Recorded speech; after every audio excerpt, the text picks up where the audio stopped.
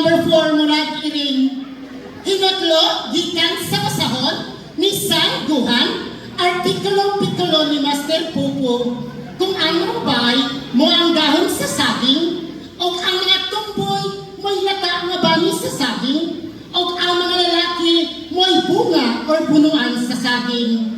Pues kami mga bayot, kami ang unggoy nga magkatkat o bukaon sa bunga sa saging. Kung ang inahan mo'y suga sa itong paninalay, o ang amahan naman nato mo'y haligi sa itong paninalay, apilo na itong tumboy mo'y bumbong sa itong paninalay. Kaming mga kabayotan, mo ang anay na ginayhinay o kutkot sa inyong paninalay. Kung ang ba'y binuhat gikan sa lapok, o ang mga tumboy binuhat gikan sa lapok na puno sa limatok, o ang mga lalaki binuhat gikan sa lapok na puno sa limatok o nagdadunot-dunot. Pues kaming mga bayot, binuhat gikan sa lapok na puno sa limatok o nagdadunot-dunot o gilakayan ig-ok-ok.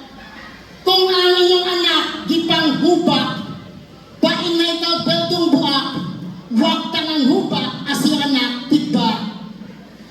Kung ang tumboy, dagkog tutoy, pero walay tumoy, pues kami mga bayot, why tutoy, pero dagkog tumoy.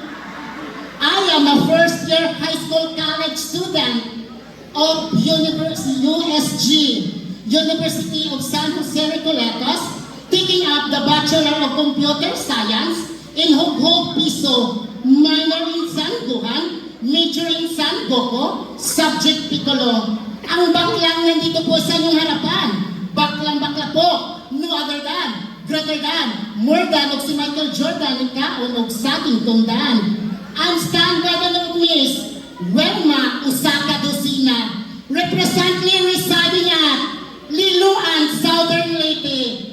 Before I go, I have something to say to ponder on. Matalawan ako manalo sa patimpalak na ito, ang mga palakpak at ngiti ang puan sa Bentropea ko sa pag-uwi sa aming baryo. Maraming salamat po at magandang gabi.